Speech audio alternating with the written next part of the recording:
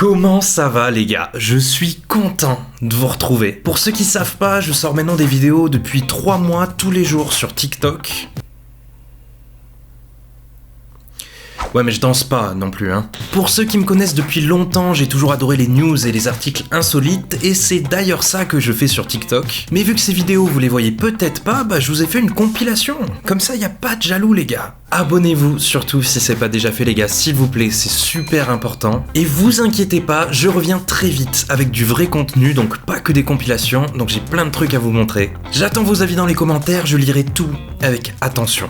Allez, bonne vidéo les gars.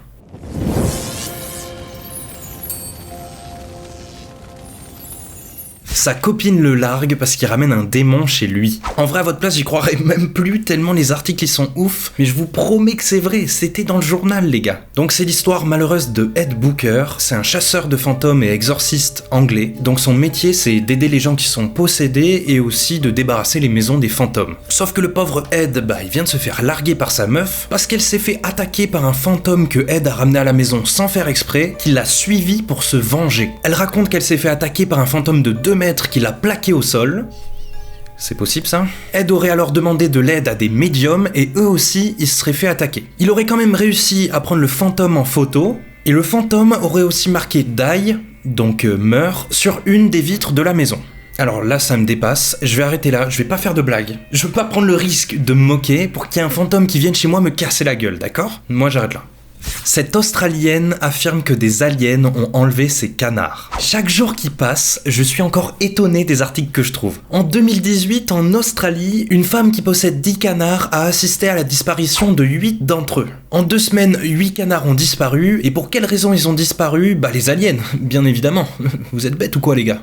Notre amie australienne raconte que ça peut pas être des chiens ou même des serpents qui ont mangé ces canards car ils ont disparu trop rapidement. Et surtout qu'il reste encore 2 canards, un qui est vieux et sénile et un qui fait du bruit tout le temps. Et ça, pour notre amie australienne, c'est bien une preuve que c'est les aliens qui les ont enlevés parce qu'ils ont pris les 8 meilleurs canards et ont laissé les 2 plus nuls.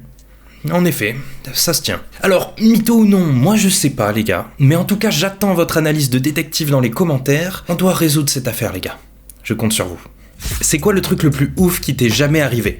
Non, réponds pas, je m'en fous. En tout cas, il y a une meuf qui s'est pris une météorite pendant qu'elle faisait la sieste. Du coup, ton histoire à toi, c'est sûr qu'elle est moins bien, ouais. Ça se passe en Alabama, en 1954. Anne Hodges fait la sieste sur son canapé quand une météorite tombe du ciel, passe au travers de son toit, ricoche sur un meuble et lui arrive dans la hanche. La météorite, elle fait la taille d'un ananas et elle pèse quand même 3,9 kg. Anne aura un bleu immense, mais sinon, ça va, rien de cassé. Bon, après, par contre, elle s'est retrouvée avec un toit à réparer, un meuble éclaté, un bleu énorme, et elle a dû payer 500 $ à son proprio pour pouvoir récupérer la météorite. Parce que légalement, vu que la météorite est tombée dans la maison du proprio, elle lui appartient. Enfin voilà, petite histoire sympa. Après, je pense pas non plus que ça soit une raison pour faire la sieste H24, parce que la probabilité qu'il t'arrive la même chose est pas ouf, étant donné que c'est la seule personne au monde qui s'est déjà fait percuter par une météorite. Enfin, il y en avait peut-être avant, genre à l'Antiquité, mais on n'a pas de preuves non plus quoi. Là, on a des photos quoi.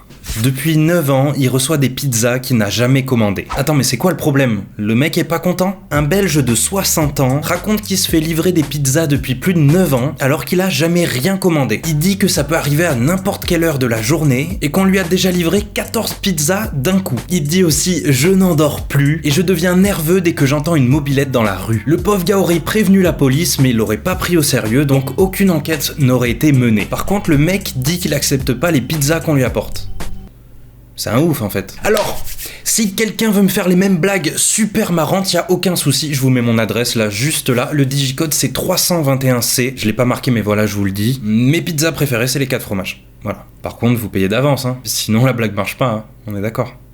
2 jeunes tentent de voler une voiture et s'endorment à l'intérieur. Cette magnifique histoire se déroule à Nancy. Big up à tous les gars qui habitent là-bas, ça doit pas être facile tous les jours. Donc c'est une femme qui allait récupérer sa voiture dans un parking souterrain au milieu de la ville, quand elle a découvert 2 mecs qui dormaient à l'intérieur, et visiblement ils avaient déjà commencé à bidouiller les fils électriques pour démarrer la voiture sans les clés, et donc la voler. Alors, vous vous en doutez sûrement, mais moi j'ai jamais volé de voiture, enfin j'espère que vous en doutez, ouais, mais... À tous les malfrats qui me regardent, est-ce que du coup, c'est si crevant que ça de voler une caisse? Non mais j'ai beau réfléchir et je vois pas comment tu peux t'endormir juste après avoir ouvert une caisse que tu veux voler. Enfin, c'est comme si tu rentres chez toi et tu trouves un cambrioleur qui dort dans ton lit. En vrai, je suis sûr c'est déjà arrivé. Il y a une ville qui s'appelle Batman. Ouais, c'est pas une connerie. C'est une ville en Turquie de plus de 245 000 habitants, donc comme Bordeaux chez nous, c'est pas rien non plus. Eh bien, cette ville de Batman, elle a cette forme-là, et il y a une pétition qui tourne sur internet depuis plusieurs années pour qu'elle ait la forme du logo Batman vu du ciel. Et là, tu me crois pas. Mais sur le site change.org, il y a déjà plus de 26 000 signatures sur un objectif de 35 000. Alors, moi je suis en train de lancer une pétition pour que la ville de Lyon ait cette forme-là. Et si jamais le projet vient à bout, je lancerai une seconde pétition pour que la ville de Lille ait cette forme-là. La forme d'une île, quoi. Alors, j'espère vraiment que vous me soutiendrez dans ce mouvement. C'est vrai qu'au départ, je voulais aussi modifier les formes de la ville de Tourcoing, mais tout le monde s'en balèque de cette ville, donc j'ai laissé tomber l'idée. Voilà.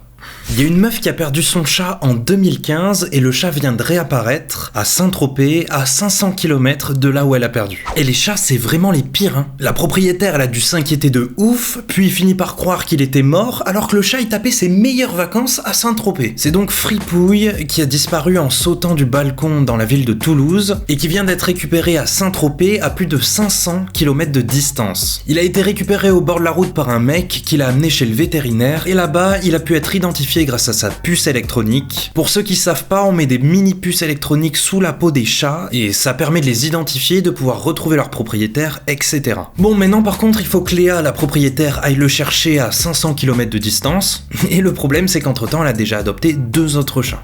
En même temps, ça fait 5 ans. C'est bien un comportement de chat, ça. Ils t'abandonnent pendant 5 ans et après ils réapparaissent et tu dois traverser la moitié de la France pour aller les chercher. Super.